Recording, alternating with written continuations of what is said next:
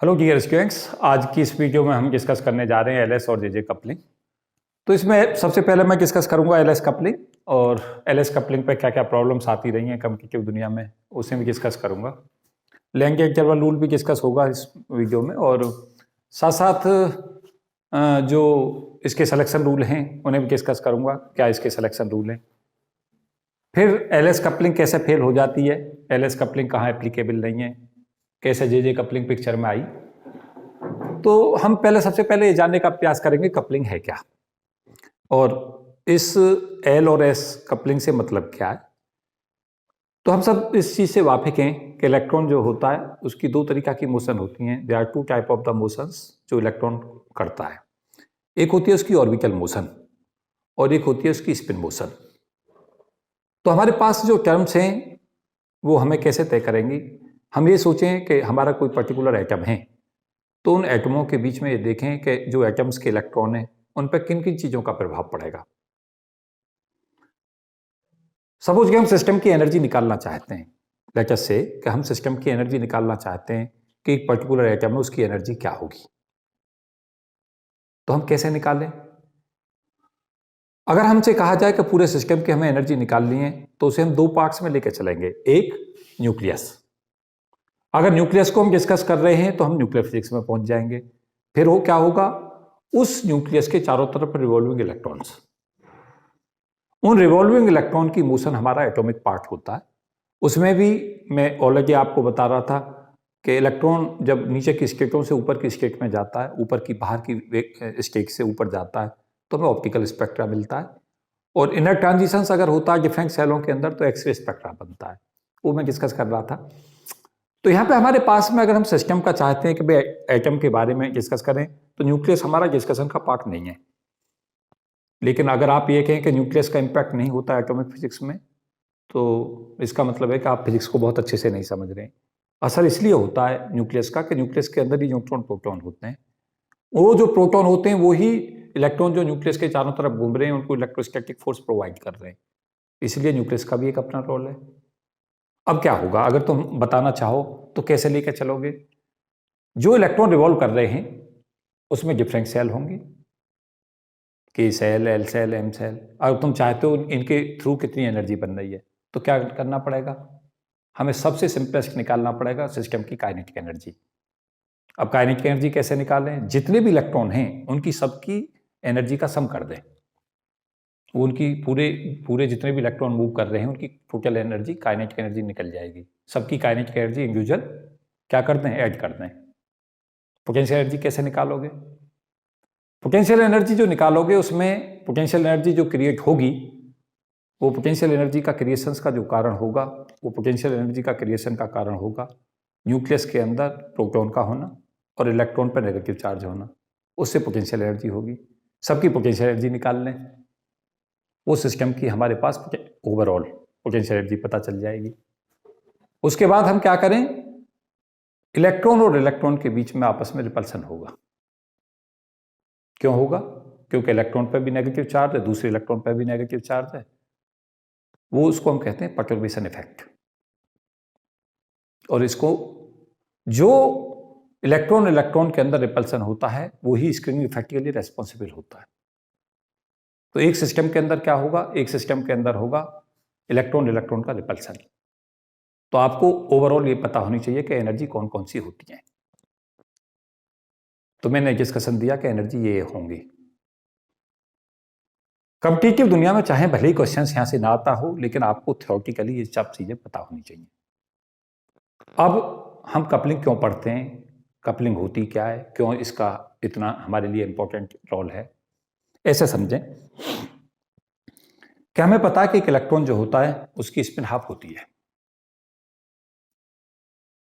जब इलेक्ट्रॉन की spin half होती है, सपोज किया दूसरा भी इलेक्ट्रॉन है उसकी भी स्पिन हाफ होती है, तो फिर आपके पास एक दिमाग में जरूर आना चाहिए कि ये दोनों आपस में जो स्पिन है वो दोनों इलेक्ट्रॉन एक ही तरफ स्पिन रखते हैं या अपोजिट स्पिन रखते हैं।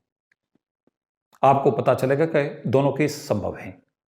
एक इलेक्ट्रॉन हमने लिया, मैं पूरा लेक्चर कंसेप्चुअली पढ़ाऊंगा इस पूरे लेक्चर को, और कंसेप्चुअल के साथ अप्लाइड पढ़ाऊंगा।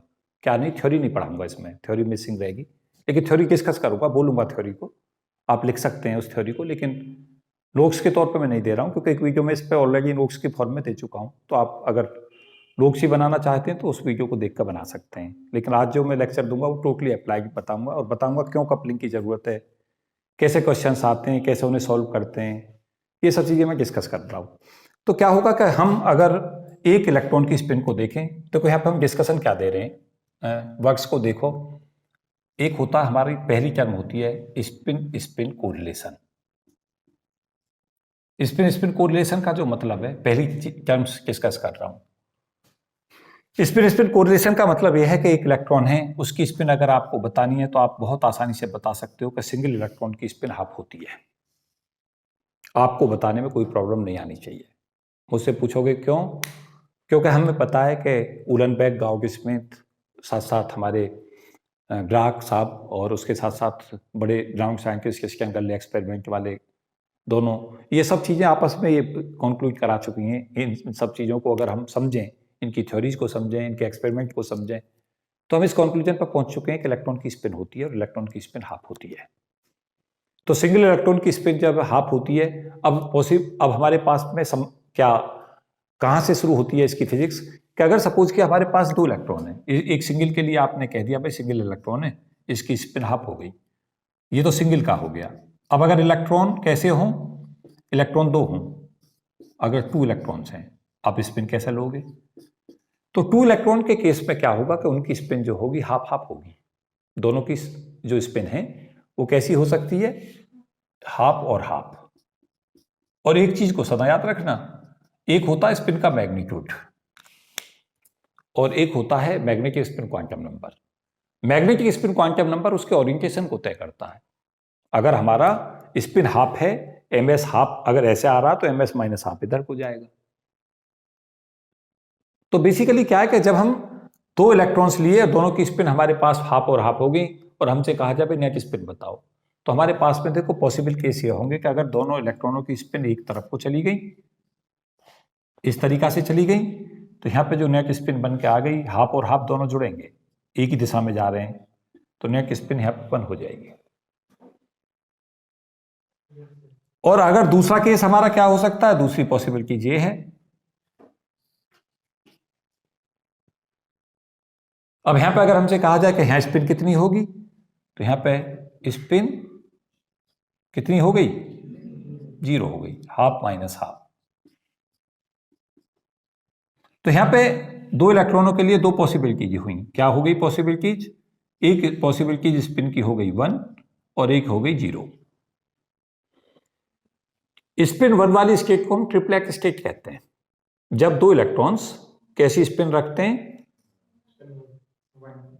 यस, जब वो पैरेलल स्पिन रखते हैं तो इस स्टेट को हम कहते हैं ट्रिप्लेट स्टेट, और इस स्टेट को हम कहते हैं सिंगलेट स्टेट। कभी आपने जीवन में एक चीज सोची, नहीं सोची तो आज सोचो। आपने कभी ये सोचा कि होंग रूल ये कहता है कि इलेक्ट्रॉन्स जब तक संभव होता है पैरेलल स्पिन रखते हैं? नाम सुना है? क्या कहता है होंग रूल? बोलो, होंग रूल्स क्या कहता है? होंग रूल ये कहता है कि जैसे तुमने क्या किया, ऐसे चलती हैं एस स्टेट। हाँ जी बोलो बच्चे, क्या क्या बोल रहे हो? और उसके बाद पेरिंग स्टार्ट हो गई, एक ही तो पहले सब में half half half half fill करते हैं, फिर नीचे वाले का हाफ करते हैं। हाँ, बेसिकली क्या होता है कि पहले इलेक्ट्रॉन पैरेलल, ये एक रूल ये कहता है कि जो तुम्हारे इलेक्ट्रॉन की फिलिंग होती है, पैरेलल स्पिन वाले पहले भरे जाते हैं। जैसे क्या हो 1s2 है, पहले जैसे तुमने भरा इसमें 1s2 आया, तो 1s2 ऐसे भर गया, एक इलेक्ट्रॉन अपवर्ड स्पिन के साथ, एक डाउनवर्ड के साथ, तो ये तुम्हारी 1s2 स्टेट फिल हो गई। अब तुम ये सब जानते होगे, नहीं जानते तो जानो, एस स्टेट जो होती है सिंगल होती है, पी जो होती है वो 3 सब स्टेटों का कॉम्बिनेशन होता है, D5 का, F7 का, ये सब स्टेट कहलाती हैं इसकी। याद है नहीं याद? और डी स्टेट में 5 और एफ में 7 होती हैं। तो इसमें तुम देखोगे कि ये जो इलेक्ट्रॉन है पहले जैसे भरे जा रहे हैं, 2 के बाद तीसरा इलेक्ट्रॉन यहाँ जाएगा, चौथा इलेक्ट्रॉन फिर यहाँ जाएगा, 5वां इलेक्ट्रॉन फिर यहाँ जाएगा। फिर पेरिंग स्टार्ट होगी। अब अगर इसके बाद की स्थिति आई तो अब ये पेयरिंग शुरू हो जाएगी। उसके बाद ऐसे भरने शुरू होंगे, अगला इलेक्ट्रॉन ऐसा भरेगा, उससे अगला ऐसा भरेगा। तुमने कभी ये सोचा ऐसा होता क्यों है? कोई क्लास में बताएगा ऐसा होता क्यों है?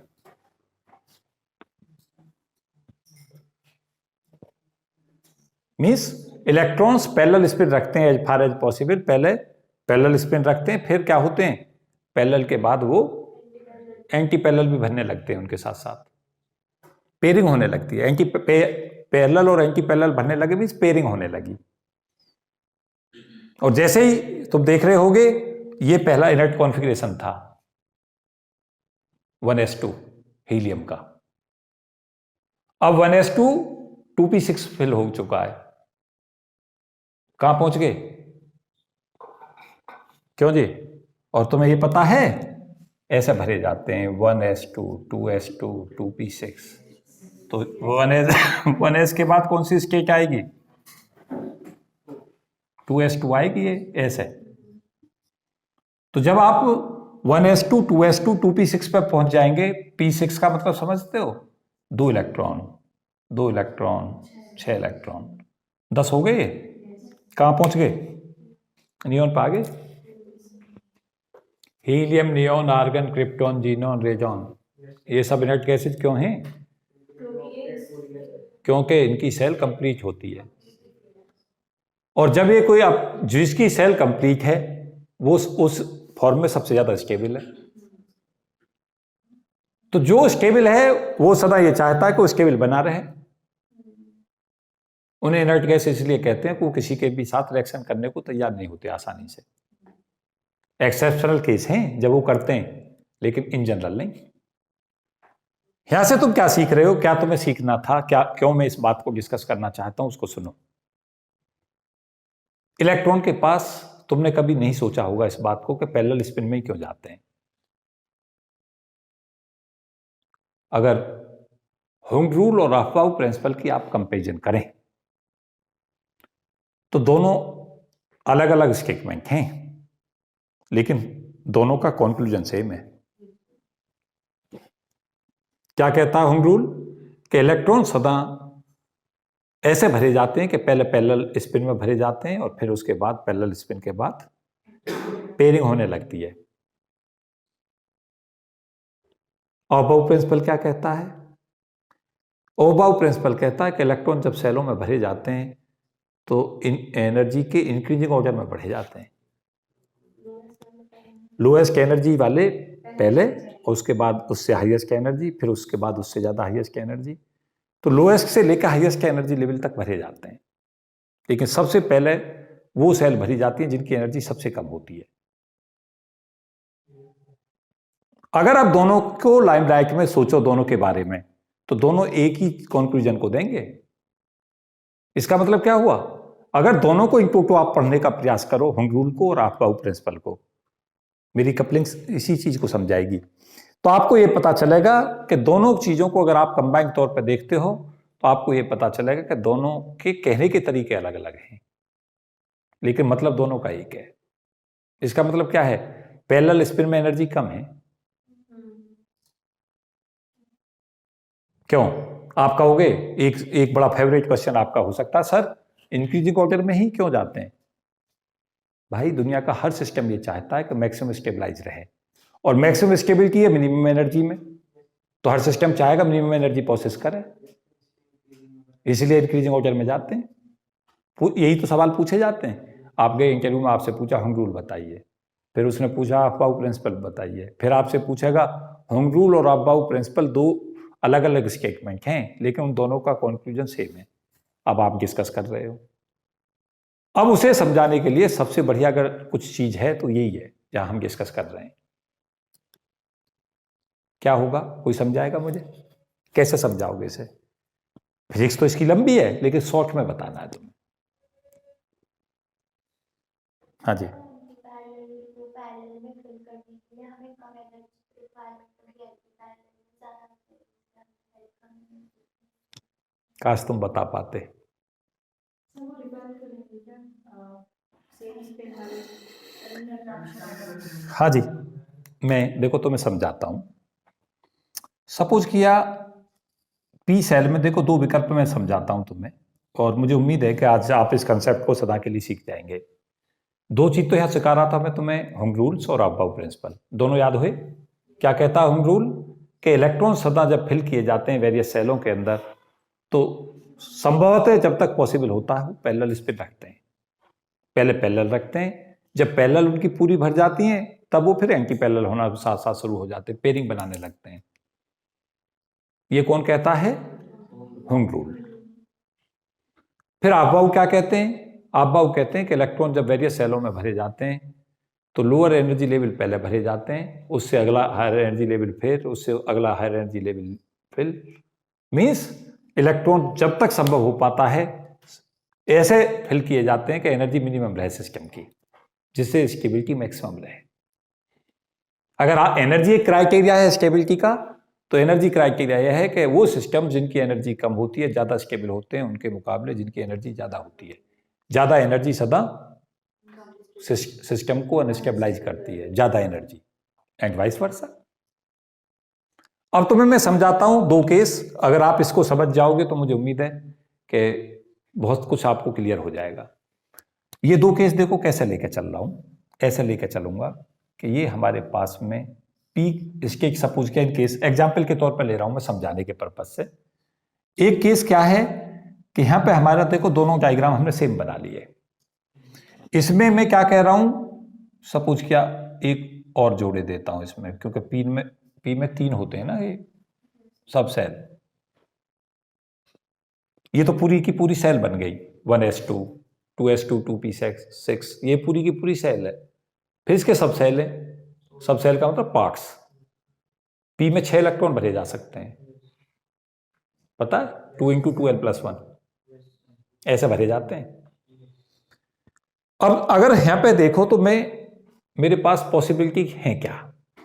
सपोज क्या मेरे पास 2 इलेक्ट्रॉन है, आपके पास देखो एक पॉसिबिलिटी तो यह है कि आप ऐसा भर दो, आप पैरेलल में तो भर ही रहे हो। एक पॉसिबिलिटी ये भी है कि आप ऐसे भर दो।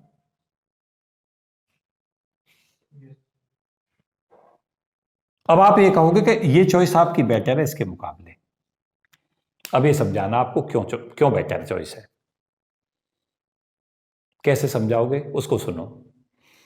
मैं ऐसा लेकर चलता हूं कि इलेक्ट्रॉन, 2 इलेक्ट्रॉन है रख दिए हमने, E और E इलेक्ट्रॉनिक चार्ज इन पे है, और उनके बीच की डिस्टेंस कितनी ले ली बच्चों? R12 कह दे रहा हूं, इसको 1 कह दो, इसको 2 कह दो। अब आपसे ये कहा जाए कि इसकी इलेक्ट्रोस्टैटिक एनर्जी कितनी होगी, तो मेरा जवाब होगा इसकी इलेक्ट्रोस्टैटिक एनर्जी E²/4πε0 R12 होगी। U हो गया ये फॉर्मूला, कौन सा लगा दिया मैंने? पोटेंशियल एनर्जी होती है 1/4πε0 Q1 Q2/R। मना करोगे? और ये एनर्जी सदा पॉजिटिव होगी। तुम कहोगे सर क्यों? E माइनस का भी है लेकिन स्क्वायर प्लस बना देगा, 1/4πε0 भी पॉजिटिव है, R भी पॉजिटिव है, तो एनर्जी पॉजिटिव है। बेसिकली आप अब यहाँ पे हम फोर्स की बात नहीं कर रहे, ये फोर्स से ही आता फॉर्मूला एनर्जी का। नेगेटिव इसलिए नहीं आएगा कि U का जो फॉर्मूला होता है पोटेंशियल एनर्जी का, अगर 2 चार्ज Q1 Q2 हैं, उनके बीच की डिस्टेंस R है, तो पोटेंशियल एनर्जी 1/4πε0 Q1 Q2/R होती है। अब Q1 भी तुमने -E लिया और Q2 भी -E लिया, तो -E और -E मल्टीप्लाई करके प्लस बन गया, और E × E का मतलब E² हो गया। हाँ, इन्फिनिटी से R लेते हैं। पोटेंशियल एनर्जी का जो फॉर्मूला होता है वो 1/4πε0 Q1 Q। तुम पता कंफ्यूज क्यों हो रहे हो? मैं बताऊं, इसलिए हो रहे हो क्योंकि माइनस तुम्हें इसलिए याद आ रहा है कि वहाँ पोटेंशियल एनर्जी जो लेते हैं वो न्यूक्लियस का चार्ज तो होता है हमारा Zg, और इलेक्ट्रॉन का होता है -E, इसलिए वो -Zg²/4πε0 बन जाता है। इसलिए तुम्हें ऐसा लग रहा है कि उसमें माइनस होता है फॉर्म, यहाँ तो ये दोनों सेम चार्ज है ना। अब भी नहीं आई बात समझ? अब आ गई होगी। अब ध्यान दो, इस पे मेरा डिस्कशन चल रहा है, इसको समझ लोगे तो मुझे लगेगा कि आज का दिन मेरा अच्छा गया। अब क्या होगा, यहाँ एनर्जी की वैल्यू को अगर इस केस में और इसमें देखो, यहाँ डिस्टेंस इलेक्ट्रॉनों के बीच की कम है, यहाँ ज्यादा में एनर्जी कम हो जाएगी,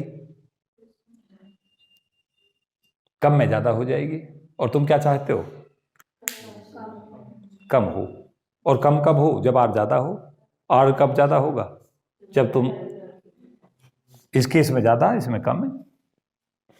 क्योंकि यहां तुमने क्या कर दिया, पास पास खुद ही आ गए। जब तुमने क्या किया, एक सब सेल जो तुम्हारी सब सेल है उसके एक ही उसमें रख दिया इसको, दोनों को, तो यह डिस्टेंस कम हो गई। डिस्टेंस कम से यहां एनर्जी ज्यादा हो गई। यहां डिस्टेंस ज्यादा है, यहां एनर्जी कम रह गई। तो ये चॉइस ज्यादा अच्छी है स्टेबिलिटी के हिसाब से। नहीं सीख पाए? कितनी महत्वपूर्ण बात है। और तुम क्या कह रहे थे? तुम हाँ, तुम पता है कितनी महत्वपूर्ण बात मैं तुम्हें बोलना चाह रहा हूं, उसको सुनो। एनर्जी मिनिमम हो गई। पैरेलल स्पिन की बात तो कौन कह रहा था? पैरेलल स्पिन की बात कह रहे थे होंगे, और एनर्जी की बात कौन कह रहे हैं? आप बाबू। लेकिन दोनों आपस में कोरिलेट हैं, अलग इंडिपेंडेंट रूल नहीं है। अलग अलग बातें कहने के अलग अलग तरीके हैं, कॉन्सिक्वेंस दोनों का सेम है। क्या है कॉन्सिक्वेंस? कि इलेक्ट्रॉन संभवतः उसमें रहते हैं जहां पे उसकी एनर्जी मिनिमम हो, मिनिमम से आगे बढ़ना शुरू करते हैं। एज फार एज पॉसिबल जितनी मिनिमम एनर्जी प्रोसेस कर सकता है वो कोशिश होती है। और कारण, मेरी favourite line, stability is the cause. Stability सबसे ज्यादा कहां? जहां एनर्जी कम। सीख गए बात? हाँ जी। बेसिकली इस पे मेरा आज तो मैं डिस्कस नहीं कर रहा हूं स्पिन हाफ का क्या मतलब है, लेकिन एक टिपिकल क्वेश्चन है कि स्पिन हाफ का मतलब क्या है। ये एक सिंपल क्वेश्चन नहीं है। मैं किसी लेक्चर में पर्टिकुलर में डिस्कस करूंगा कि स्पिन हाफ से क्या लेना देना है। आज नहीं बता रहा हूं, क्योंकि अगर मैं इसका जवाब दूंगा तो बहुत लंबा समय गुजर जाएगा, और क्योंकि मैं ऑलरेडी बहुत सारी बात बता चुका हूं तो मैं आज नहीं बताऊंगा, इसलिए थोड़ा सा वेट कर लो, है ना। अच्छा सवाल है काफी। और सवाल ये भी है कि स्पिन 1 का क्या मतलब है। सवाल ये भी है स्पिन 3/2 का क्या मतलब है। मतलब ये भी है कि स्पिन 2 का क्या मतलब है। एक ही सवाल पर नहीं रुक सकते इसमें, तो वो बहुत थोरोली मुझे बोलना पड़ेगा। मैं बोलूंगा एक लेक्चर में, बोलूंगा जब तो मैं डिस्कस कर रहा हूँ इस बात को। कुछ वीडियो ऐसी बनवा लो जिनमें क्या करो कि उसमें केवल फिजिक्स बुलवाओ, है ना। एक कुछ फिजिक्स बोलने को होती है। अभी तो मैं फिजिक्स ही बोल रहा हूं। मैं तुम मुझसे पूछने लगो तो मैं 2-3 बात ही तुम्हें सिखाई है, कुछ नहीं सिखाया अभी इस पूरे लेक्चर में। अबाउ प्रिंसिपल क्या है, होंग रूल क्या है। होंग रूल और अबाउ प्रिंसिपल दो अलग अलग बातों को कहने का एक ही मतलब है। डिफरेंट तरीका से बात को कह रहे हो, लेकिन उनका कॉन्सिक्वेंस सेम है। और कहां से चला था? स्पिन से चला हूं, स्पिन कंसेप्ट से। अब गए आप थर्ड इलेक्ट्रॉन पर। बताऊंगा मैं, कोई जवाब है तो अपने क्वेश्चन रख लो, लिख के रखो। हाँ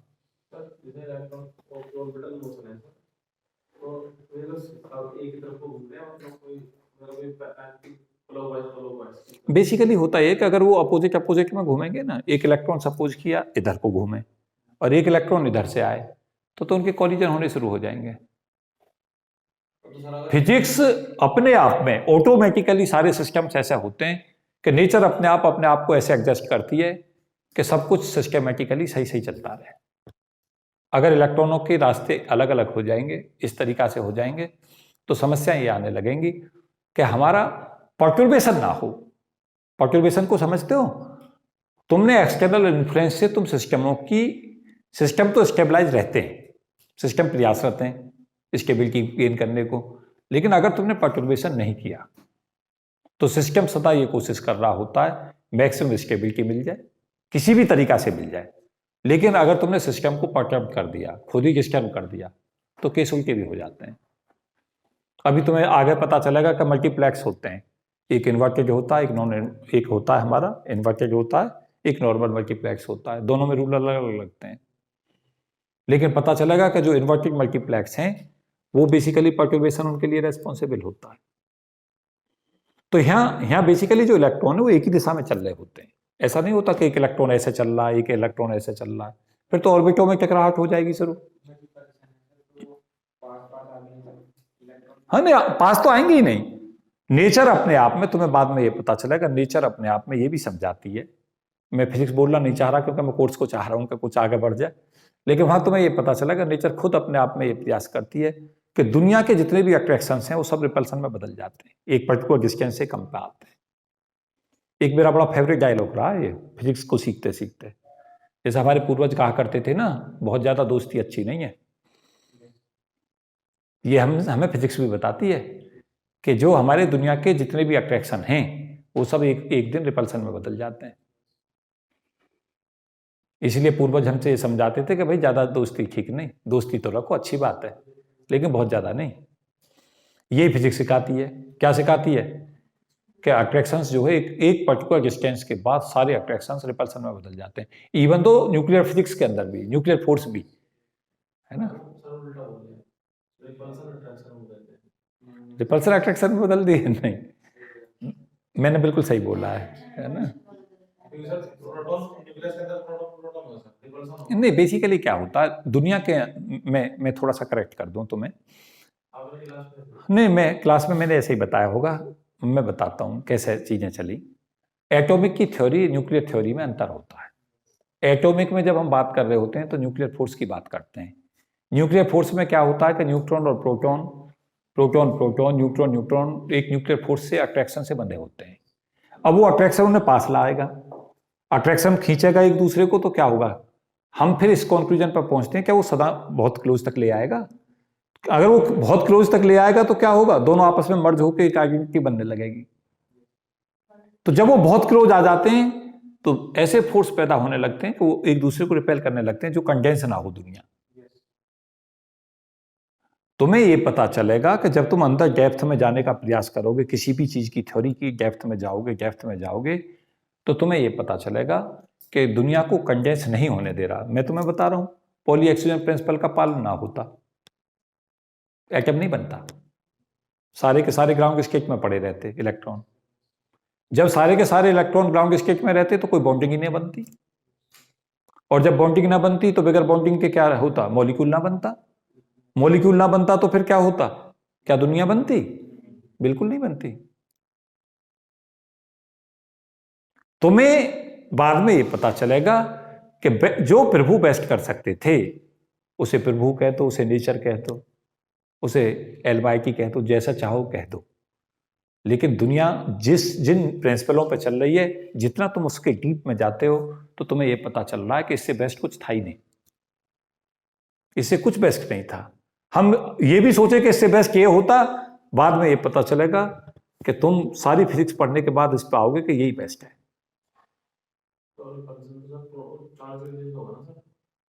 बेसिकली जो हमारे पास में रिपल्सन्स होते हैं वो उनका अपना रोल है।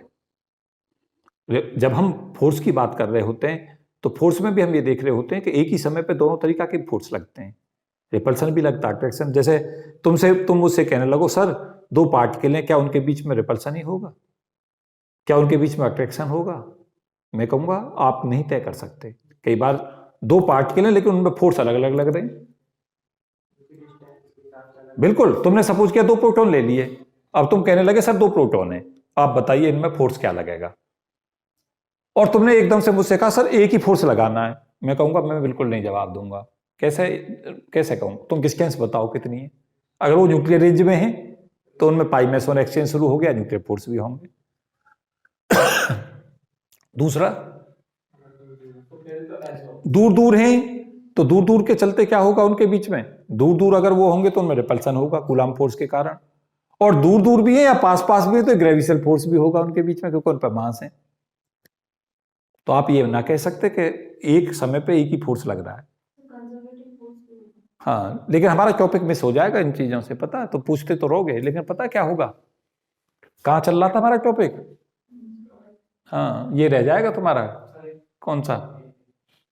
एक क्वेश्चन अलग से डिस्कस कर लेना, है ना? हाँ, मैं मौका दूंगा।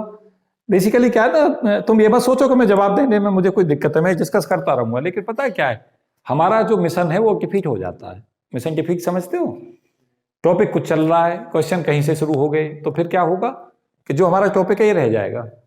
और तुम्हें पता है LSJJ कपलिंग लंबे टॉपिक है ये काफी। अभी तो मैंने कुछ थ्योरी नहीं लिखा है, केवल थोड़ा सा ही कंसेप्ट समझा है, बहुत कंसेप्ट हैं इसमें। फिर हमारे पास क्या होता है, अगर हमारे पास 3 इलेक्ट्रॉन्स हो तब हम क्या लें। आप क्वेश्चन लिख कर रखा करो, मुझसे बाद में डिस्कस कर लिया करो, फोन पर डिस्कस कर लिया करो, है ना, ऐसी कोई दिक्कत नहीं है। तो स्पिन की वैल्यू को क्या लेकर चलो, S1 की वैल्यू हाफ, S2 की वैल्यू हाफ और S3 की वैल्यू हाफ। देखो इन दोनों का तो हम कॉम्बिनेशन स्पिन का हम लेना सीख गए। क्या आएगी इनसे नेट स्पिन, 0 और 1 आएगी। ये तो ऊपर ही बताया हमने। अब इस 0 का कॉम्बिनेशन हाफ के साथ बना लो, एक हाफ है ही तीसरी, ये तो 2 इलेक्ट्रॉनों से आ गई स्पिन, और एक स्पिन इससे आएगी।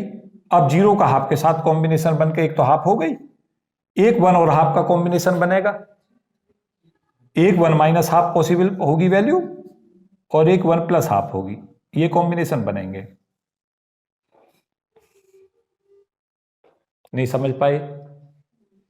अगर तुम इसे डायग्राम पर समझाना चाहते हो कि भाई हाफ को कैसे दिखाएं, इस हाफ को कैसे दिखाएं, इस 3/2 को कैसे दिखाएं, तो तुम्हें यह पता चलेगा कि तीनों इलेक्ट्रॉनों को पैरेलल स्पिन में दिखा दो, 3/2 आ जाएगी। देखो ऐसे दिखाओगे इन्हें, अगर ये तीनों इलेक्ट्रॉन एक ही दिशा में चले गए तो ये स्पिन कितनी बन गई, 3/2 बन गई। अगली पॉसिबिलिटीज क्या है, 2 तो ऐसे हो, एक ऐसे हो, कितनी स्पिन बन गई। और तीसरी पॉसिबिलिटीज क्या बनी, हाँ जी, एक ऐसा हो, नहीं, इनमें से क्या करो, इसको नीचे कर दो, इसको ऊपर ही रहने दो, एक केस ये बन गया। इसकी कितनी आएगी वैल्यू, हाँ इसकी भी हाफ आएगी, तो यही तो बनने है केस, हाफ 3/2 तो बनाने। इसे डायग्राम पे कैसे दिखा सकते हो वो मैं कोशिश कर रहा था समझाने की। बाकी आप पता क्या कर सकते हो, इनके बेस्ट पॉसिबल कॉम्बिनेशन देखा करो। और एक चीज सदा याद रखना, स्पिन की वैल्यू सदा वो केवल पॉजिटिव वैल्यू होती है, कभी भी स्पिन माइनस नहीं होती। स्पिन माइनस का कोई मतलब नहीं है, स्पिन का हम मैग्नीट्यूड देखते हैं। स्पिन हाफ होगी, 3/2 होगी, 5/2 होगी, या जो भी हो, 2 होगी, लेकिन क्या नहीं होगी, -2, -3, -4, ये कुछ नहीं होती स्पिन। जब हम माइनस की बात कर रहे होते हैं, उसे प्लस और माइनस में कर रहे होते हैं, तो फिर वहां पर क्लॉकवाइज और एंटी क्लॉकवाइज उसकी मोशंस को देख रहे होते हैं कैसे हो रही है, एक मैग्नीट्यूड होता है। इसलिए स्पिन एंगुलर मोमेंटम हमारा कैसा रहता है, सदा पॉजिटिव रहता है। ये हम पता क्या समझा रहे थे, स्पिन स्पिन कोरिलेशन कैसे निकालें। अब आपसे जैसे कहे कि सर यह क्वेश्चन क्या पूछेगा, क्वेश्चन देखो यहाँ पे जैसे पूछेगा 2 इलेक्ट्रॉन है, उन 2 इलेक्ट्रॉनों के कारण स्पिन एंगुलर मोमेंटम की वैल्यू बताइए। तो आपने स्पिन की वैल्यू को निकाल लिया, कितना, 1 और 0। अब स्पिन में एंगुलर मोमेंटम कैसे निकालोगे, कैपिटल एस की जो वैल्यू होती है वो हमारी रहती है √, ये होगी। अब इस स्मॉल एस की वैल्यू को हाफ, इनमें से ये 2 वैल्यू आ गई। 2 इलेक्ट्रॉनों के लिए चाहते हो ना, तो 1 रख दोगे तो वैल्यू कितनी हो जाएगी, √2h कट, और 0 रख दोगे तो एस का आंसर ये हो जाएगा। ये होगी 2 इलेक्ट्रॉनों के लिए possible value spin angular momentum की। पहले क्या किया आपने, स्पिन निकाल ली, और स्पिन निकालने के बाद क्या किया, स्पिन एंगुलर मोमेंटम का फॉर्मूला यूज कर दिया।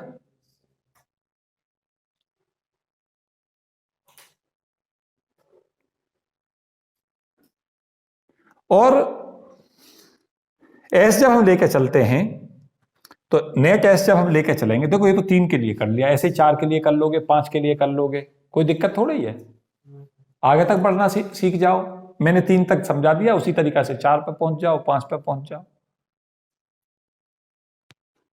अब आपके पास में क्या है कि यहाँ पे कंक्लूसिव रिजल्ट क्या है कि अगर आप ऐसे निकालना चाहते हो तो आपको पता क्या करना होगा, आप सबसे पहले S1 प्लस S2 प्लस इसकी मिनिमम वैल्यू और इसकी वैल्यू को S1 plus S2 plus maximum value जो इसकी पॉसिबल हो सकती है, वहां तक वैल्यू होंगी इसकी, और जब ऊपर वेक्टर लगा देते हैं ना तो उसमें पॉजिटिव नेगेटिव दोनों दिशा लेनी पड़ती हैं। समझो इससे हम कैसे यहां तक पहुंचे इन कंसेप्टों तक, इसी चीज से। मैं लिखाऊंगा कुछ नहीं, तो मैं केवल समझाऊंगा चीजें। यहां इससे मतलब समझो मिनिमम वैल्यू से एक स्पिन आपके पास हाफ थी, एक वैल्यू आपके पास हाफ थी। अब मिनिमम वैल्यू इनकी कब आएगी? जब आएगी जब ये दोनों अपोजिट दिशा में होंगे। तो ये वैल्यू मिनिमम जब आएगी जब ये दोनों S1 हाफ हो और S2 माइनस हाफ हो, तो वैल्यू अपने आप 0 बन जाएगी। तो यहाँ पे 0 आ जाएगा मिनिमम वैल्यू। और मैक्सिमम वैल्यू कब होगी? मैक्सिमम वैल्यू इसकी जब होगी जब ये दोनों पैरेलल होंगे, तो वैल्यू 1 हो जाएगी। यही दोनों केस आगे, इससे समझा दोगे। नहीं समझ पाए? ये तुम्हें इससे सीखनी आनी चाहिए। 3 से 4 चीज हमारी जो महत्वपूर्ण है, जो मैं यहां सिखाना चाहता था। एक सिखाना चाहता था होम रूल, एक चाहता था अबाउ प्रिंसिपल, फिर ये समझाना चाहता था कि होम रूल और aufbau principle they seems to be different but not different at all. अगली चीज तो मैं ये समझाना चाहता था कि अगर 2 इलेक्ट्रॉन है, 3 इलेक्ट्रॉन है, उनकी स्पिन कैसे निकालते हैं, और जब हम स्पिन निकाल लेते हैं तो स्पिन एंगुलर मोमेंटम कैसे निकालते हैं, और फिर इस कंसेप्ट को बताना चाहता था। और इसको हम स्पिन स्पिन कोरिलेशन क्यों कह रहे हैं? स्पिन स्पिन कोरिलेशन इसलिए कह रहे हैं, स्पिन एक इलेक्ट्रॉन की स्पिन दूसरी इलेक्ट्रॉन की स्पिन के साथ नेट स्पिन हम कैसे निकालें। एक इलेक्ट्रॉन भी स्पिन हाफ रखता है, दूसरा भी स्पिन हाफ रखता है। अब उस समय पे नेट स्पिन कैसे बताएं? तो वहां पे नेट स्पिन बताने के लिए आपके पास क्या है? आप कहेंगे कि सर स्पिन क्यों कंसीडर कर रहे हो? क्यों? क्योंकि हम उरनबर्ग गाउगे स्मिथ ने प्रपोज किया, और कौन से ने? स्टेंगरले ने उसे एक्सपेरिमेंटल प्रूव कर रखा कि इलेक्ट्रॉन स्पिन रखता है। उसका स्पिन एंगुलर मोमेंटम होता है, उसका स्पिन मैग्नेटिक मोमेंट होता है, इसलिए वो हमारे लिए इंपॉर्टेंट हो जाते हैं। यहां तक पहुंचे? यहां तक कोई दिक्कत है तो मुझे बताओ। ये हमारा एक पार्ट तैयार हुआ। इसमें हम केवल क्या सीख रहे थे? Spin spin correlation effect. Means अगर हमारे कई सारे इलेक्ट्रॉन्स हैं और उनकी नेट स्पिन हमें निकालनी पड़े तो हम कैसे निकालें। फिर हमारे पास दूसरी चीज पता क्या आएगी? एक चीज पूरी हो गई। इसमें एलएस कपलिंग के अंदर स्पिन स्पिन कोरिलेशन इफेक्ट जो होता है वो मजबूत होता है। एलएस कपलिंग में व्हाट्स एल और एस कपलिंग से क्या मतलब है तुम्हारा? एल और एस कपलिंग से मतलब यह है कि इलेक्ट्रॉन स्पिन मोशन रखते हैं तो उनके नेट स्पिन कैसे निकालेंगे। एक तो ये इसकी आपको करनी है, और दूसरा ऑर्बिटल मोशन करते हैं। ऑर्बिटल मोशन करते हैं तो उनका नेट ऑर्बिटल एंगुलर मोमेंटम कैसे निकालेंगे। देखो एक चीज तुम्हारे दिमाग में सदा रहनी चाहिए। क्या रहनी चाहिए? कि हमारे पास जो टर्मोलॉजी है वो बहुत कुछ तय करती है। कैसे तय करती है टर्मोलॉजी? कि स्पिन वर्क्स आया, अब हमारा इंटरेस्ट किस चीज में देखो होना ही चाहिए। किस चीज में? कि एक इलेक्ट्रॉन है उसकी स्पिन हाफ है, 2 इलेक्ट्रॉन है उनकी स्पिन क्या निकालें, 3 हो तो उनकी कैसे निकालें, 4 की कैसे निकालें। होना ही चाहिए, हमें पता ही होना चाहिए। फिर हमें यह पता हो कि उसका स्पिन एंगुलर मोमेंटम कैसे निकालें। और थोड़ा सा अगर आगे को पढ़ोगे तो तुम्हें यह पता चलेगा कि स्पिन मैग्नेटिक मोमेंट कैसे निकालें। सोचना, अपने होमवर्क में सोचना कि सर ने स्पिन बता दी, स्पिन कैलकुलेट करनी सिखा दी, उसके साथ साथ स्पिन एंगुलर मोमेंटम कैलकुलेट करना सिखा दिया। स्पिन मैग्नेटिक मोमेंट तुम्हें होमवर्क में दे रहा हूं, कैसे निकालोगे। अब तुम्हारा अगला क्वेश्चन शुरू हो जाएगा। अगला क्वेश्चन तुम्हारा क्या हो जाएगा? स्पिन स्पिन कोरिलेशन के साथ साथ ये तुम स्पिन मोशन डिस्कस कर रहे थे पहली, अब क्या करोगे? Orbital motion. तो ये नंबर 2 चलेगा तुम्हारा orbital motion.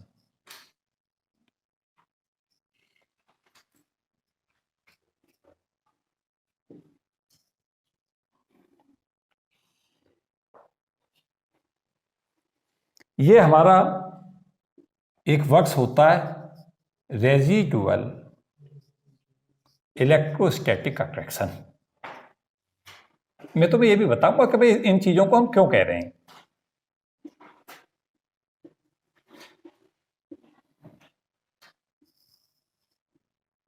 Residual electrostatic interaction का मतलब क्या है, पहले इस चीज को सुनो। कंसेप्चुअली साउंड होना है तुम्हें, थ्योरी मुझे नहीं रटानी है। थ्योरी वो करें जिन्हें थ्योरी का वो है, और राजकुमार सर की बुक सामने रख लें, उससे अपना नोट्स बनाने, खासतौर से जिन्हें आईएएस मेंस लिखना है उनके लिए भी ये टॉपिक इंपॉर्टेंट है। ये मान इफेक्ट, क्वेश्चन आता ही आता है। LSTJ कपलिंग एक हॉट टॉपिक रहता है IAS मेंस में भी, तो वहाँ से क्वेश्चंस आते हैं। उन्हें भी मैं कंसेप्चुअली तो साउंड कर रहा हूँ, लेकिन वो नोट्स बनाना चाहते हैं तो बना लें। मैं अलग वीडियो दे चुका हूँ, काफ़ी डिमांडेड वीडियो है मेरी जीमान इफेक्ट पर, वहाँ से देख सकते हैं, वहाँ से नोट्स बना सकते हैं। तो मेरा इंटरेस्ट वहाँ नहीं है कि मैं आपको यहाँ पर नोट्स बनवाऊंगा, मैं केवल कंसेप्ट सिखा रहा हूँ। ये मेरी जो वीडियो हैं जो भी आ रही हैं डिस्कस होकर, वो कंसेप्चुअली आएंगी, कंसेप्ट कैसे डेवलप करें और फिर कंसेप्टों को अप्लाई कैसे करें। यहाँ पे क्या है कि हमारा वर्क है रेजिडुअल इलेक्ट्रोस्टैटिक इंटरेक्शन। समझे कहाँ से आया, इस शब्द का मतलब क्या है। सबसे पहले हमें जानना होगा ऑर्बिटल मोशन होती क्यों। ऑर्बिटल मोशंस का जो कारण होता है वो हम सब जानते हैं, इलेक्ट्रोस्टैटिक फोर्स होता है। किस किस के बीच लगता है? एक रहता है हमारा नाभिक के अंदर, न्यूक्लियस के अंदर प्रोटॉन्स, न्यूट्रॉन्स, ये होते हैं न्यूक्लियस में। प्रोटॉन्स जो इलेक्ट्रॉन ऑर्बिट में घूम रहे होते हैं उनके ऊपर अट्रैक्टिव फोर्स लगाते हैं, जिसको हम कहते हैं कूलाम्ब फोर्स। वो अट्रैक्शन फोर्स जो है वो उसे ऑर्बिटल मोशन प्रोवाइड कराता है। क्यों? क्योंकि नेसेसरी सेंट्रीफ्यूगल फोर्स वहीं से आता है। तो ये इलेक्ट्रोस्टैटिक इंटरेक्शन तो आपकी समझ आना चाहिए। वर्ड्स ऑर्बिटल मोशन क्यों कह रहे हैं? ऑर्बिटल मोशन का इसके क्या लेना है? क्योंकि ऑर्बिटल मोशन यही तो करा रहा है। अब वर्ड्स रह गया रेजिडुअल। रेजिडुअल से क्या मतलब है?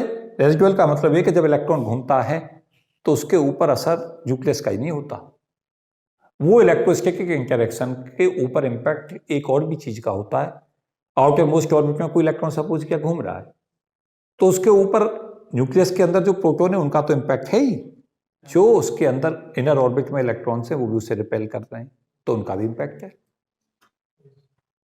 तो जो इलेक्ट्रोस्टैटिक इंटरेक्शन होता उतना ना होकर कम हो रहा है, इसीलिए इसे रेजिडुअल कह रहे हैं। अब भी नहीं समझ रहे? क्यों जी? हाँ जी, बात समझ आई नहीं आई? रेजिडुअल क्यों कह रहे हैं इसे? और ये ऑर्बिटल मोशन हो रही है तो हमारा अध्ययन कहां पर होगा? ऑर्बिटल मोशन में हम लेकर चलेंगे। अब यहाँ प्रॉब्लम्स कहाँ आती है, कैसे हम निकालें।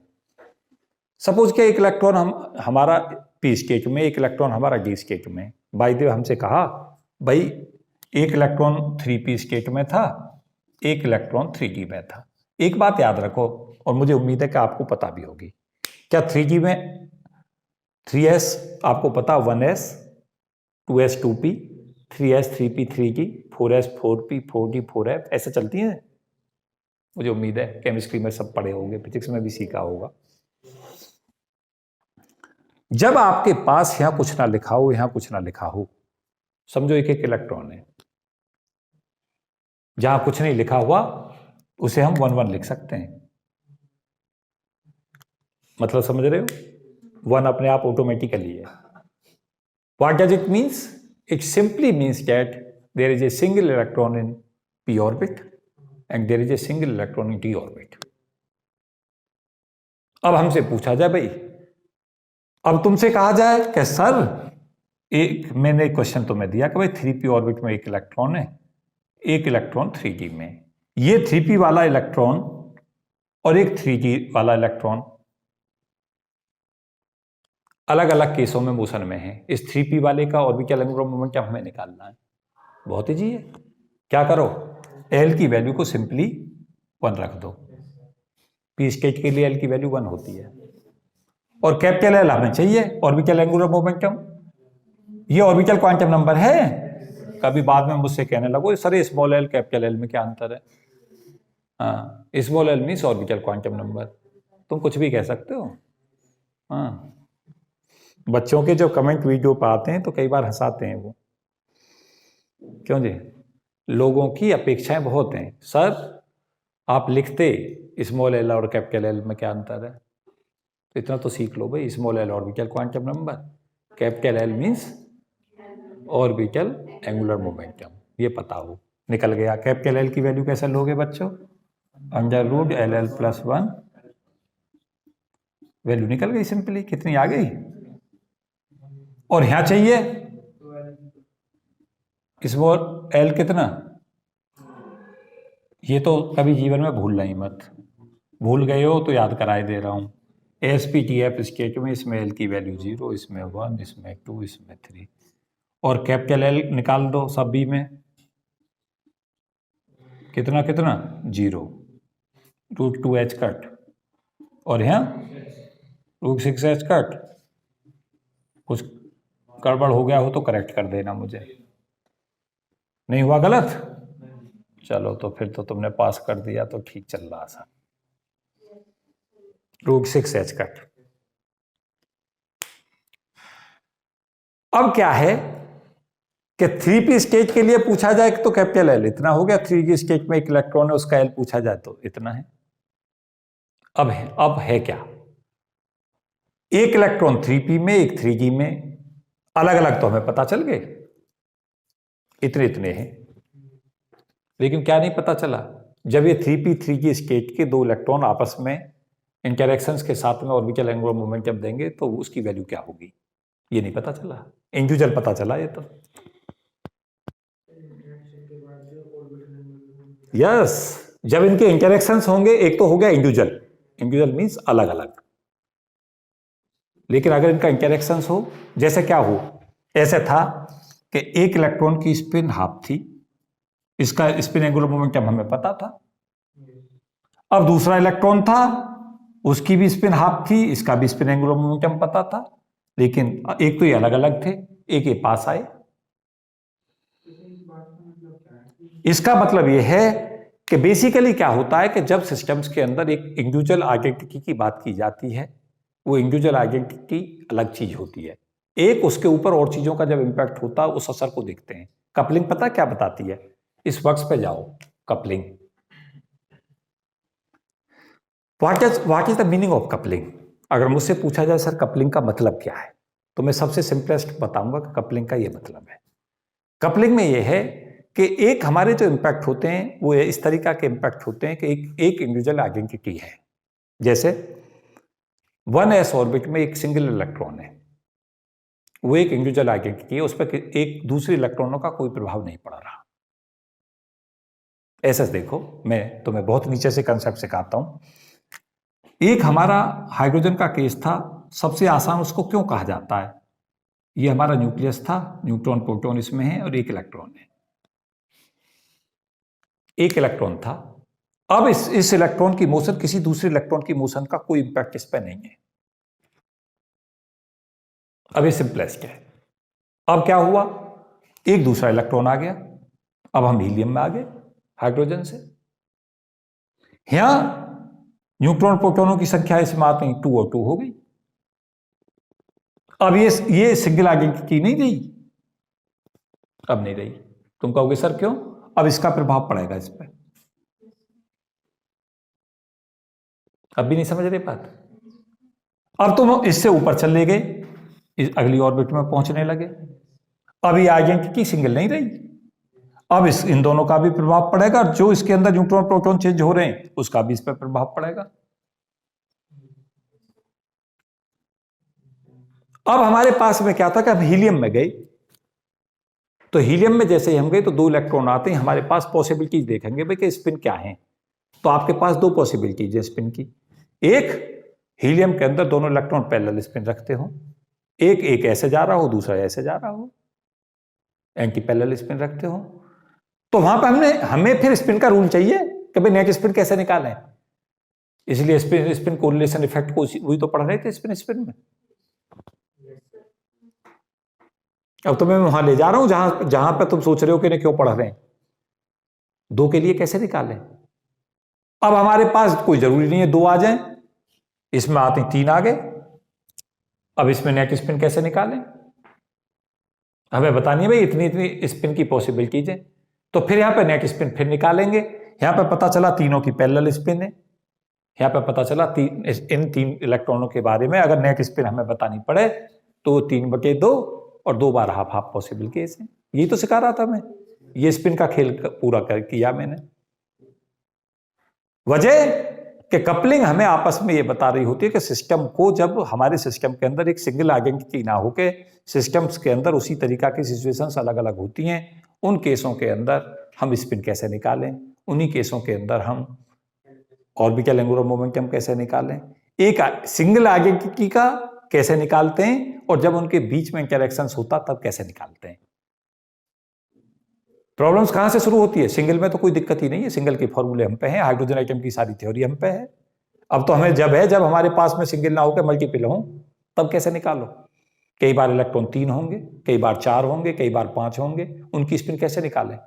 तो उनके रूल चाहिए हमें, तो रूल ही तो बना रहे हैं ये। रूल हमारे रेशनल हो, पॉसिबिलिटीज देखते हो क्या क्या संभावना है। अब क्या हुआ, ऑर्बिटल, और एक चीज तो मैंने पहले ही बताई थी, टर्म्स जो है 3 आएंगी।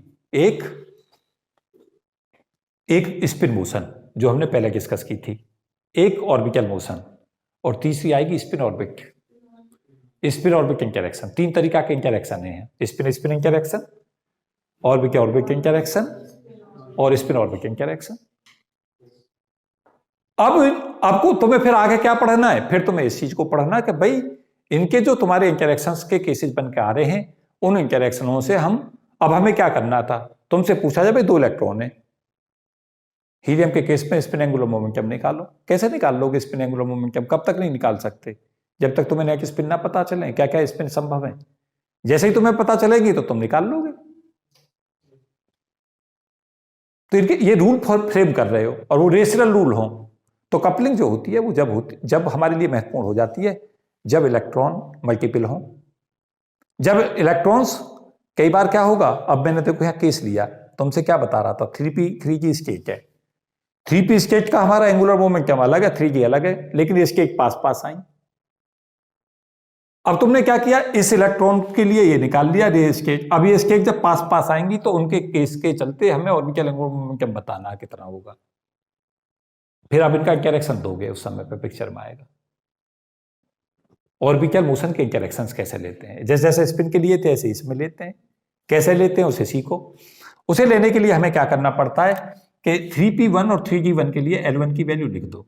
इसके लिए L1 कह दो, उसे कितना हो गया 1। इसके लिए L2 कह दो 2। इन दोनों के कॉम्बिनेशन से, जब हम इनके कॉम्बिनेशन को दे रहे हैं तब हम इसे रेजिडुअल इलेक्ट्रोस्टैटिक इंटरेक्शन कह रहे हैं।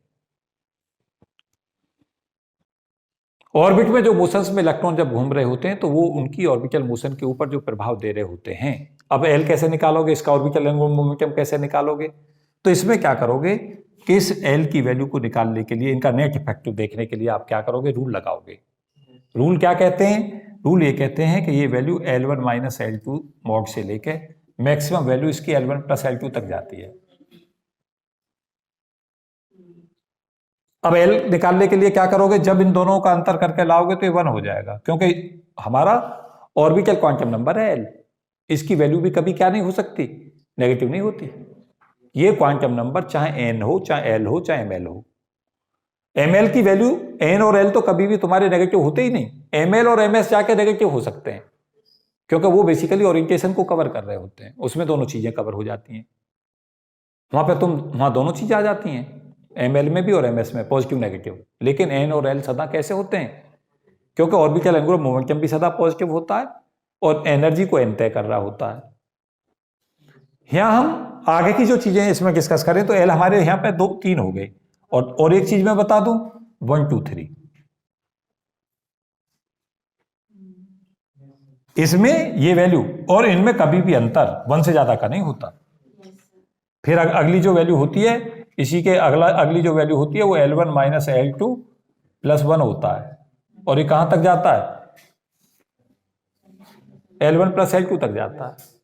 अब इसमें क्या हुआ, जब हमने ये वैल्यू निकालनी है L के, तो हम अब ये देखेंगे कि इनके इंटरेक्शन से कौन कौन सी स्टेट पॉसिबल बनी। तो यहां पे ये पता चला, एक p स्टेट बनी, एक d बनी, एक f बनी, ये स्टेट पॉसिबल बनी। जबकि पहले स्टेट कौन सी थी, p और d, दोनों के इंटरेक्शन ने एक स्टेट और क्रिएट कर दिया f। अब L भी बदल गया। कैपिटल L कैसे लोगे, यहां पर देखो निकाल रखा था तुमने, under root LL plus 1 H cut लोगे।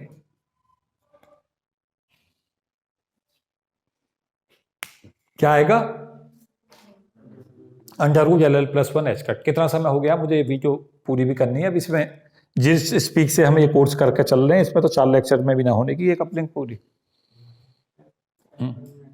55 मिनट हो गए, बताओ अभी तो कुछ भी काम ना हुआ। √LL+1 एच कट, बहुत सारी वीडियो बनेंगी इस पर। हाँ, इन हालों से जैसे तुम काम करा रहे हो, क्या होने लगा, तुम्हारा जी फिजिक्स पढ़ने को तो करता है लेकिन कंपटीशन कैसे पास होंगे, क्यों जी? ये तो तुम इंटरव्यू की फिजिक्स पूछ रहे हो,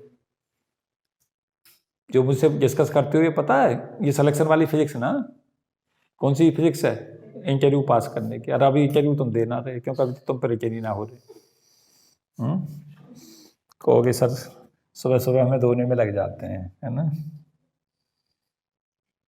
लेकिन तुम्हें तुम्हारी एक वर्ड्स है औकात, है ना, तुम्हें तुम्हारी औकात बताता रहता हूँ मैं, वो बड़ी जरूरी है बतानी, पता रहे, है ना। अपनी औकात को बड़ी करो, अभी बहुत छोटी सी औकात है तुम्हारी, क्योंकि अभी कैश के पास ना हुई। भगवान करे तुम्हारे कुछ खलबली सी मचे सोच के। √2 कट हो गया। अगला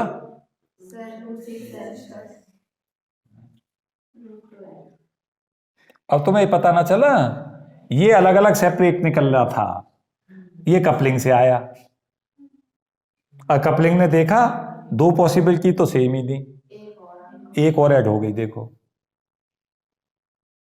जब इलेक्ट्रॉन अलग अलग स्टेट में रहता है तो उसके ऊपर ऑर्बिटल इंटरेक्शन का इम्पैक्ट आता है, और वो असर कैसे आ रहा है, यहां से तुम्हें पता चलना चाहिए था। एक इलेक्ट्रॉन 3p में होता उसका L ये होता, एक 3g में होता इतना L होता।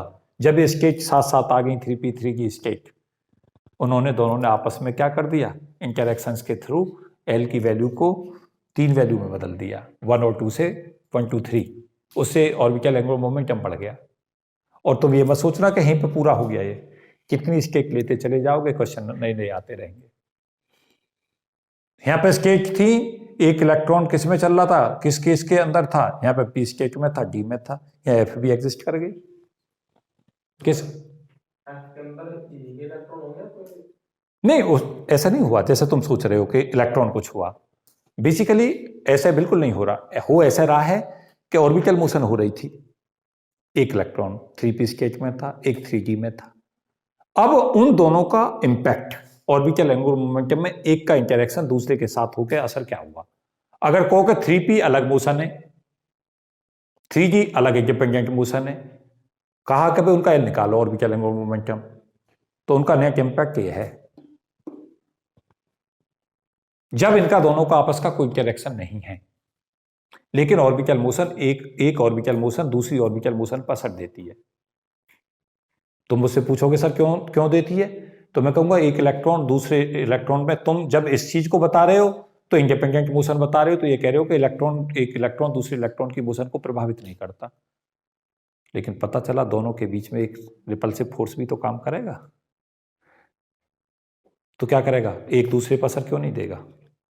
कोई चीज ऐसे घूम रही थी, उसे दूसरे पार्टिकल ने कहीं दूसरी तरफ से रिपेल किया, तो असर तो पड़ेगा उसकी मोशन पर। जो असर पड़ रहा है वो तुम देख के चल रहे हो, इसलिए तो क्या हुआ, जब ये अलग अलग इन पे, अगर तुम कहोगे ये एल कब थे, तो मैं कहूंगा ये एक दूसरे की मोशन के ऊपर असर नहीं दे रहे जब तक थे ये। अब रेजिडुअल नहीं है शब्द इसमें, अगर तुमने इस पूरे टॉपिक को पढ़ा दिया ना, केवल इलेक्ट्रोस्टैटिक वर्ड्स यूज किया, रेजिडुअल शब्द यूज नहीं किया, तब तुम तो इस कपलिंग को समझ ही नहीं पाए। ये रेजिडुअल ही तो था जिससे तीसरी चीज जनरेट हुई है। यस, और फिर पता है इस तरीका से ऐसा नहीं है इसी में निकालोगे, कितने सारे केसेज होंगे जब इंटरेक्शंस करके ऐसे निकालोगे। उसने जैसे तुमसे क्वेश्चन में पूछ लिया कि भाई 4F स्टेट है, अब इनके लिए कैपिटल L की वैल्यू निकालो कितनी होगी।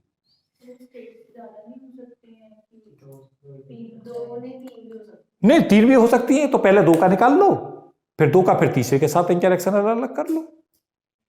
जनरली 2 की आती हैं, लेकिन अगर 3 तक पूछे तो 3 तक भी बढ़ा देना। एक बात मैं बताऊं, मैंने अभी तक कॉम्पिटिटिव दुनिया में देखे नहीं 3 के क्वेश्चन, लेकिन अगर आए ना तो बढ़ा देना, कोई दिक्कत नहीं है। हाँ, पहले 2 का कॉम्बिनेशन ले लो, और दूसरे जब 2 के कॉम्बिनेशन आ जाए ना, फिर तीसरे के साथ इंटरेक्शन करा दो, कोई दिक्कत नहीं है, उसी पैटर्न से चल रहा है। ये तो एक रूल है, जनरल रूल बन गया है ये, हाँ कोई दिक्कत नहीं है, ऐसे ही निकालना है। एक इलेक्ट्रॉन एक रेडिएशन, तो जब इनका इंटरेक्शन आपस में, तो इन्हीं के इलेक्ट्रॉन में तो मतलब एक बेसिकली तुम्हें बाद में ये पता चलेगा कि ज़्यादा डिस्कशन जो प्रॉब्लमों पर होता है 3s का या एस स्केट का, उसका असर पड़ता ही नहीं, क्योंकि उसमें एल 0 हो जाता है। एस के अफेक्ट नहीं करती। स्टेट का इंटरेक्शन तो पी और डी और डी एफ और इन पर पड़ेगा। वजह क्या हुआ कि जो इलेक्ट्रॉन एस ऑर्बिट में घूम रहा था उसके लिए तो अंदर कोई ऑर्बिट में इलेक्ट्रॉन था ही नहीं, उस पर कहाँ असर पड़ेगा? असर तो जब पड़ना शुरू होगा जब पी वाले पे एस का असर पड़ने लगेगा, डी वाले पे दोनों का पड़ने लगेगा, एस और पी का। अब भी नहीं समझ रहे? जब एस सेल जो है अंदर ही आ गई और तुम कह रहे हो कि इसके अंदर स्क्रीन इफेक्ट इंपॉर्टेंट हो जाता है, अंदर की ऑर्बिट से जो इलेक्ट्रॉन रिपेल करता है, तो जब एस स्टेट सिंगल है, उसके अंदर कोई सेल है ही नहीं, तो उस पर असर कहां पड़ने वाला है किसका? ये है कहानी। तो अब ये चीज निकलनी आई नहीं आई तुम्हें? अब 1 घंटा हो गया, हो जाने दो, क्योंकि इस वीडियो को तो मैं पूरा करूंगा ही, चाहे 2 की हो जाए। क्यों जी? बेसिकली अच्छा लगता है, तुम सुबह सुबह अच्छी फिजिक्स पूछ रहे होते हो, लेकिन क्या खराब लग रहा होता है, ये भी लग रहा होता है कि कोर्स का क्या होगा, और तुम्हारा जी हाँ ज्यादा देर बैठने को भी ना करता, थोड़ी देर बाद कहने लगोगे, चेहरे ऐसे मुरझा के बैठ जाओगे जैसे जन दुनिया का सारा बोझ तुम पे ही है। क्यों जी? इतनी टेंशन में तो पूरे देश है, मोदी जी संभाल लें, वो भी ना ले रहे होते जितना तुम ले रहे होते हो।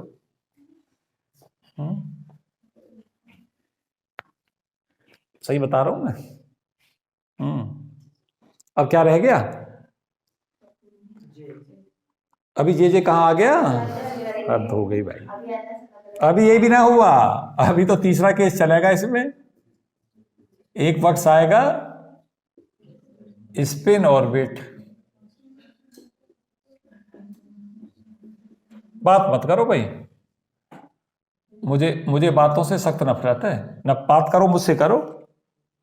बात है नहीं, छोटे छोटे बच्चों की तरह बात लग जाते हो करने। मैं इस टॉपिक को थोड़ा सा डिस्कस करना चाहूंगा, स्पिन ऑर्बिट इंटरेक्शन क्या होता है।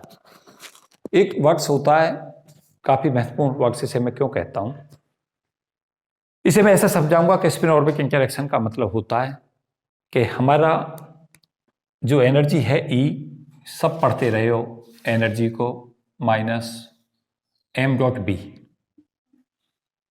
पढ़ा है कभी? एम मैग्नेटिक डाइपोल मोमेंट और बी हमारा मैग्नेटिक फील्ड। नहीं पढ़ा? नहीं पढ़ा? ये 12th के फॉर्मूले में है। हाँ, मैग्नेटिक डाइपोल मोमेंट की एनर्जी का फॉर्मूला है। अगर मैग्नेटिक फील्ड बी में रख दिया जाए मैग्नेटिक डाइपोल को, और उसका मैग्नेटिक मोमेंट एम हो, तो उसकी एनर्जी का फॉर्मूला यू बराबर माइनस एम डॉट बी होता है। ध्यान दो मेरी बात को, और मैं कुछ बहुत ही महत्वपूर्ण बात बताने वाला हूं। हमारा एम की जगह पर हम यूज करें mu S, spin magnetic moment of electron, और तुम कहोगे सर कैसे निकालते हैं? तो एक फॉर्मूला मैंने तुम्हें बहुत पहले समझाया था, म्यू एस अपॉन एस की वैल्यू 2e अपॉन 2m होती है। भूले तो नहीं हो? अभी 1-2 दिन पहले डिस्कस कर रहा था। और यहां से बी आया, बी जो हमारा होता है वो प्रोपोर्शनल होता है एल। मैं एक चीज तुम्हें सिखा दी थी मैंने, तुमसे वो अधिकार सीज कर दिए गए हैं क्या, कि बी प्रोपोर्शनल टू एल होता है। क्यों? जब इलेक्ट्रॉन घूमता है नाभिक के चारों तरफ, न्यूक्लियस के चारों तरफ रिवॉल्व करता है, ऐसे घूमता है, तो उससे करंट पैदा होती है, और जो करंट पैदा करता है उस करंट के कारण मैग्नेटिक फील्ड पैदा होता है। ये चीज मैंने पढ़ा दी है क्या? ऑर्बिटल मोशन से मैग्नेटिक फील्ड पैदा होता है। इलेक्ट्रॉन क्या है? इलेक्ट्रॉन एक चार्ज पार्टिकल है। चार्ज पार्टिकल जब भी मूव करता है तो उससे करंट पैदा होती है, करंट से सदा मैग्नेटिक फील्ड पैदा होता है। सीख रहे हो बात? तो अब ध्यान दो, यहां से mu S minus A S dot L हो गया, और इसके प्लस ए लगाए दे रहा हूं। तुम कहोगे सर ये कहां से ले लिया? जितने भी कांस्टेंट थे इसमें आएंगे वो सब ए में चले गए। एल कहां से आया? बी से, बी एल के प्रोपोर्शनल है। म्यू एस में एस कहां से आया? क्योंकि म्यू एस एस के प्रोपोर्शनल है। अब भी नहीं सीखे, ये स्पिन ऑर्बिट इंटरैक्शन ही तो हो गया, और क्या हुआ? Spin orbital interaction. क्यों कह रहे हैं इसे spin orbit interaction? Spin magnetic movement of the electron and जो इंटरनल मैग्नेटिक फील्ड पैदा हो रहा है इलेक्ट्रॉन की ऑर्बिटल मोशन के कारण, उन्होंने एनर्जी में बदलाव कर रहा है, वो एनर्जी में चेंज करने का प्रयास कर रहा है, उसको कहते हैं स्पिन ऑर्बिट इंटरैक्शन। कैसे आया? इस एस से एस आ जाएगा, क्योंकि स्मॉल एस किसका फंक्शन है? इसे मैं ऐसे भी लिख सकता था, इसे मैं स्मॉल ना लेके कैपिटल लिख दूं और यहां ए लगा दूं, या ई एल एस लिख दूं इसे, या इसे E L S is equal to A L dot S ले लूं। ये चीज तुम्हारे जीवन में सदा माइंड में रहनी चाहिए। क्या? स्पिन ऑर्बिट इंटरैक्शन कैसे पिक्चर में आता है। मैं फिर से एक बार क्लियर करता हूं, ध्यान दो, ऐसा सिखाता हूं, तुम्हें सीखो। लेक्चर बहुत ही बढ़िया चल रहा है, मुझे ना पता तुम्हें आनंद आ रहा नहीं आ रहा, मुझे तो बहुत आ रहा है। ये इलेक्ट्रॉन मोशन में है, इस इलेक्ट्रॉन के पास दो मोशन है। तुम कहोगे कौन कौन सी? एक अपनी ऑर्बिट में घूम रहा है तो ये ऑर्बिटल मोशन है, एक अपनी एक्सिस की परत है। जब ये एक्सिस के परत घूम रहा है तो वहां पे स्पिन मोशन है। स्पिन मोशन है तो स्पिन मैग्नेटिक मूवमेंट है, और स्पिन मैग्नेटिक मूवमेंट स्पिन के डायरेक्टली प्रोपोर्शनल है। ये तो आ गया तुम्हारा यहां से स्पिन मैग्नेटिक मूवमेंट पिक्चर में। और ये बी मैग्नेटिक फील्ड जनरेट हो रहा है। क्यों हो रहा है? क्योंकि ये चार्ज पार्टिकल जब यहां घूम रहा है ना, तो चार्ज पार्टिकल ऐसे घूम रहा है अगर इलेक्ट्रॉन, तो करंट ऐसे फ्लो कर रही है, और जब करंट पैदा होती है तो मैग्नेटिक फील्ड पैदा होता है। तो बी हमारा प्रोपोर्शनल टू एल हो गया, एल ऑर्बिटल एंगुलर मोमेंटम के प्रोपोर्शनल हो गया। तो बी है एल के प्रोपोर्शनल हुआ। एनर्जी में जो चेंज होता है माइनस एम डॉट बी होता है, एम से तो म्यू एस आया, मैग्नेटिक मोमेंट स्पिन का।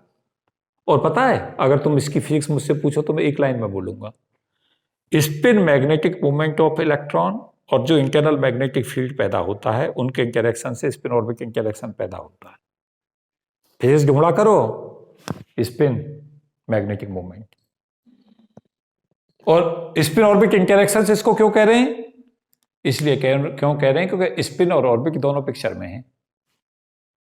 एनर्जी चेंज के लिए कैसा जिम्मेदार है? स्पिन मैग्नेटिक मूवमेंट स्पिन से आया, और मैग्नेटिक फील्ड जो है किससे आया? ऑर्बिटल मोशन से। तो ऑर्बिट और स्पिन इंटरेक्शन हो रहा है, ऑर्बिटल से बी पैदा हो रहा है जो एल का फंक्शन है, और म्यू एस स्पिन जो इलेक्ट्रॉन स्पिन कर रहा है उससे स्पिन मैग्नेटिक मूवमेंट पैदा हो रहा है, उससे स्पिन पिक्चर में आ रही है, और स्पिन और ऑर्बिट का इंटरेक्शन हो रहा है, इसलिए स्पिन ऑर्बिट इंटरेक्शन कह रहे हैं। सो रहे हो या जग रहे हो? बिल्कुल लिख सकते हैं, ए डॉट पी बराबर बी डॉट ए होता है, दोनों वेक्टर क्वांटिटी। पता नहीं तुम्हें? वेक्टर कैलकुलस में ए डॉट बी बराबर बी डॉट ए होता है। अभी मुझसे एबीसीडी और पूछ लिया कुछ दिन बाद ये और कहना सर एबीसीडी भी याद करवाओ।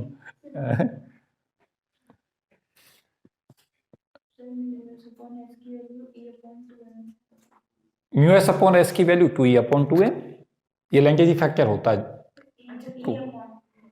e अपॉन 2m होती है ऑर्बिटल मोशन में, म्यू एल अपॉन एल की वैल्यू है ना। अच्छी बात है तुम्हें कुछ याद आ रहा है, और खराब बात यह है कि गलत याद आ रहा है। ये होती है यहां पे कायदे में, पता है यहाँ जीएस लिखते हैं लैंगेज फैक्टर, और यहाँ जीएल कहते हैं। जीएल की वैल्यू लैंगेज फैक्टर की वैल्यू 1 होती है, यहाँ 2 होती है। आता है क्वेश्चन कंपटीशन में, सिमेट्री बनती है। हाँ बहुत बार यूज कर लिया मैंने बोर मैग्नेट्रॉन का, जब तो छुट्टी चल रहा था ना, जब आता था म्यू भी बराबर ही h अपॉन 4 पाई m आया नहीं भाई? हाँ सब करा दिया मैंने।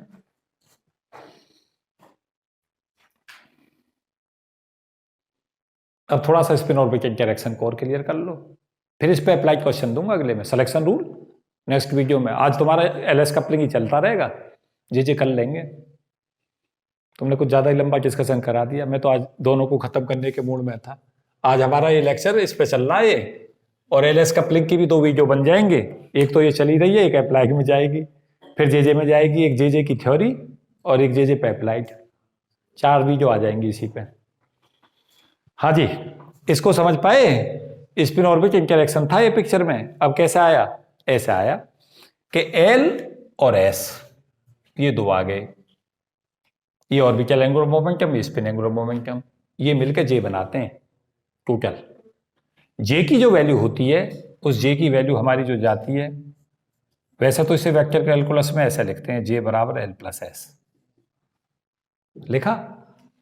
लेकिन साथ साथ एक चीज जो हमारे लिए बहुत इंपॉर्टेंट है, एल और एस के क्वांटम नंबर होते हैं। तो ये वैल्यू जो जाती है वो क्वांटम नंबर जब हम लेके चलते हैं जे का, क्यों? कैपिटल जे हमारा पता है कैसे निकलता है? कैपिटल जे की वैल्यू होती है अंडर रूट जे प्लस 1 एच कट। कितनी सिमेट्री है फिजिक्स में। तो ये जो स्मॉल जे हमें चाहिए वो एल माइनस एस से लेके कहां तक जाएगा? एल प्लस एस तक जाएगा। और इनमें कभी भी अंतर किसका नहीं रहता? 1 से ज्यादा नहीं रहता। पहले जो वैल्यू है एल माइनस एस, फिर value L minus S plus 1, mod लगा दो इस पर, क्योंकि प्लस ही रहना है। ये पहले जे निकाल रहे हो, स्मॉल जे, और कहां तक जाओ? एल प्लस एस तक जाओ। यहां से तुम्हें जे निकल जाएगा। जे क्या कहलाता है? Inner quantum number, total quantum number, angular quantum number, ये सब इस जे को कहते हैं। और एल और एस क्या है फिर? ये ऑर्बिटल क्वांटम नंबर और स्पिन क्वांटम नंबर।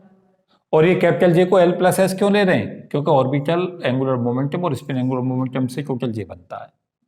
पहले क्या हुआ? पहले एस आपस में कनेक्ट हुए, फिर एल कनेक्ट हुए, और उन्होंने फिर जे बनाया, तब इसकी एक तय होगी।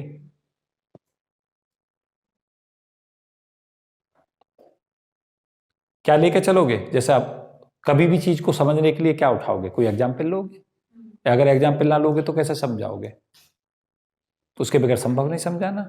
तुमने कह दिया सर 4p4 की स्टेट है, इस 4p4 की स्टेट के लिए आप कैपिटल जे की वैल्यू बताओ, क्या क्या पॉसिबल होंगे?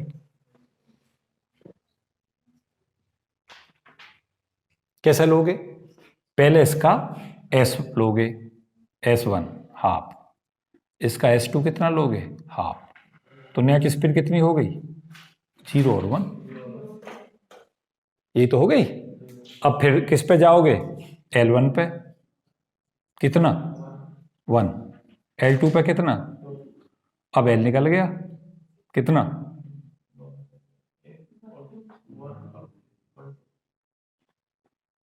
अब J पे जाओगे। ये तो स्पिन से आया, स्पिन स्पिन कोरिलेशन इफेक्ट से, ये रेजिडुअल इलेक्ट्रोस्टैटिक इंटरेक्शन से आया। अब इनका स्पिन ऑर्बिट इंटरेक्शन करो, जब तो J मिलेगा। तो क्या होगा?